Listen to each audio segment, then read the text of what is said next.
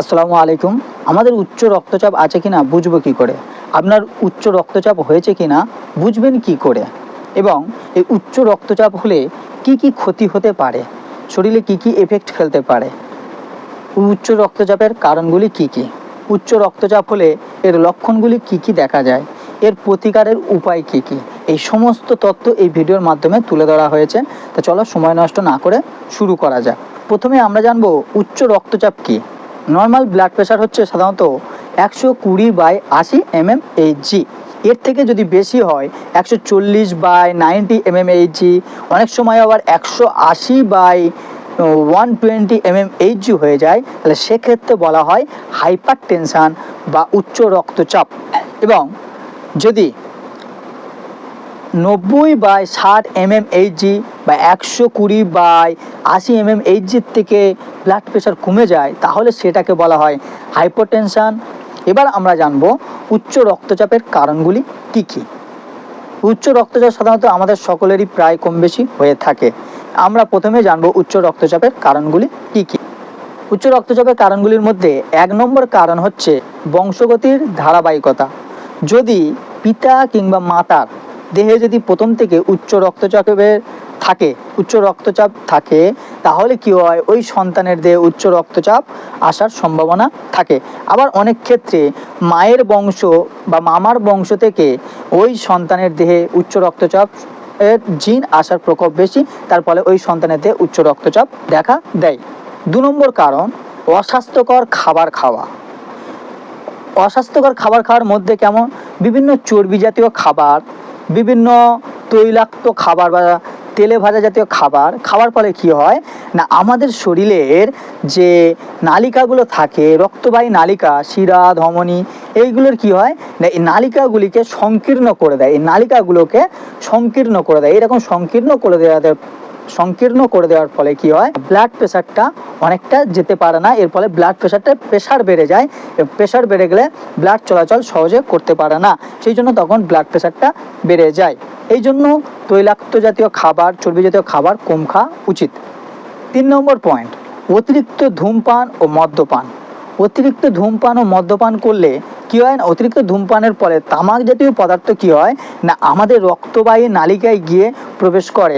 তারপরে কি হয় না, রক্তের সঙ্গে বিভিন্ন রিয়াকশন করার ফলে রক্তের প্রেশারটাকে বাড়িয়ে দেয়। এর ফলে কি হয় না, আমাদের রক্তচাপ বেড়ে যায়।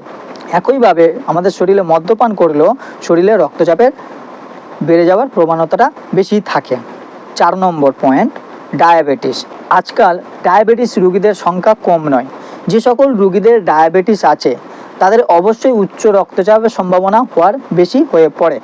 5 নম্বর পয়েন্ট, অতিরিক্ত পরিমাণে খাদ্য লবণ গ্রহণ। খাদ্য লবণের মধ্যে থাকে Na+Cl-, সোডিয়াম আয়নের পরিমাণ বেশি থাকে।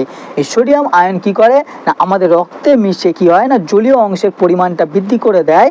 এর ফলে কি হয়, আমাদের রক্তের আয়তনটা বেড়ে যায়, ফলে রক্তের প্রেশার বা চাপ বেড়ে যায় এবং উচ্চ রক্তচাপের সম্ভাবনা হয়ে পড়ে। 6 নম্বর পয়েন্ট, অতিরিক্ত উত্তেজনা ও মানসিক চাপ। যদি কোনো ব্যক্তি দীর্ঘ সময় ধরে যদি অতিরিক্ত উত্তেজনার মধ্যে থাকে এবং মানসিক চাপের মধ্যে যদি পড়ে থাকে, তাহলে কি হয় না, ওই ব্যক্তির দেহে রক্তের চাপ বা উচ্চ রক্তচাপ বেড়ে যায়। তাহলে ওই ব্যক্তির দেহে রক্তচাপ বেড়ে যায়। এর ফলে ওই ব্যক্তি উচ্চ রক্তচাপে ভুগতে থাকে এবং উচ্চ রক্তচাপযুক্ত বা হাইপার টেনশন রোগী হয়ে পড়ে। এগুলো হলো উচ্চ রক্তচাপের কারণ। এবার আমরা জানবো এই উচ্চ রক্তচাপের লক্ষণগুলি কি কি। এই উচ্চ রক্তচাপের 1 নম্বর লক্ষণ হচ্ছে সকালে ঘুম থেকে ওঠার পরে প্রচুর মাথা ব্যথা করা। 2 নম্বর লক্ষণ হচ্ছে ঘাড় ব্যথা করা। 3 নম্বর লক্ষণ হচ্ছে চোখে দেখতে অসুবিধা হওয়া অথবা চোখে ঝাপসা দেখা। 4 নম্বর লক্ষণ হচ্ছে রাতে ভালোভাবে ঘুমোতে না পারা। 5 নম্বর লক্ষণ হচ্ছে সবসময় খিটখিটে মেজাজ হয়ে থাকা। এছাড়া ক্লান্তি, মাথা ঘোরা, বুকে ব্যথা হতে থাকা, শ্বাস নিতে অসুবিধা হওয়া, এই সকল লক্ষণগুলি দেখা দেয়। এবার আমরা জানব যে উচ্চ রক্তচাপের ক্ষতিকার দিকগুলি কি কি।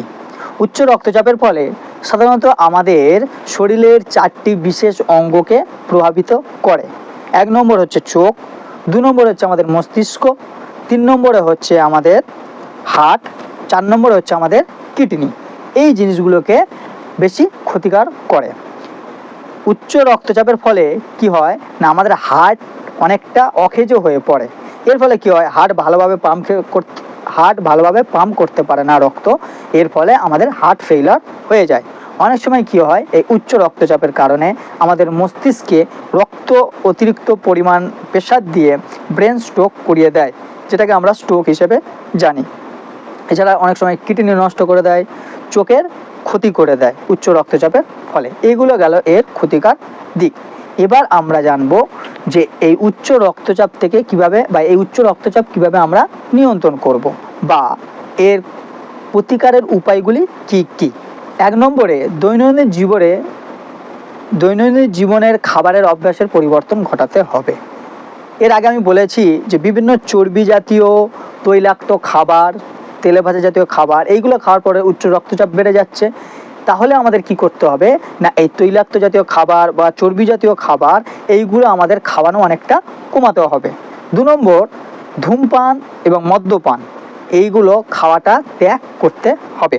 তবে আমাদের উচ্চ রক্তচাপটা কমে গিয়ে নর্মাল রক্তচাপে চলে আসবে।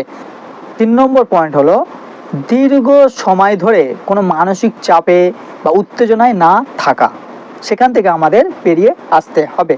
4 নম্বর হচ্ছে আমাদের পর্যাপ্ত পরিমাণে ঘুমাতে হবে। 5 নম্বর হচ্ছে আমাদের নিয়মিত ব্যায়াম করতে হবে। ব্যায়াম করলে কি হয় না, আমাদের শরীরে রক্ত চলাচলটা মেনটেনে থাকে, রক্ত চলাচল ঠিকভাবে হতে থাকে। 6 নম্বরে হচ্ছে নিয়মিতভাবে পরিমাণ মতো খাবার খেতে হবে। 7 নম্বরে হচ্ছে আমাদের ওজন কমাতে হবে। যেহেতু আমাদের ওজন বেড়ে যাওয়ার কারণে কোলেস্টেরল বেড়ে যাচ্ছে, এবং কোলেস্টেরল বেড়ে যাওয়ার কারণে আমাদের শরীরে উচ্চ রক্তচাপের সম্ভাবনা দেখা দিচ্ছে, সেহেতু আমাদের ওজন কমানো দরকার।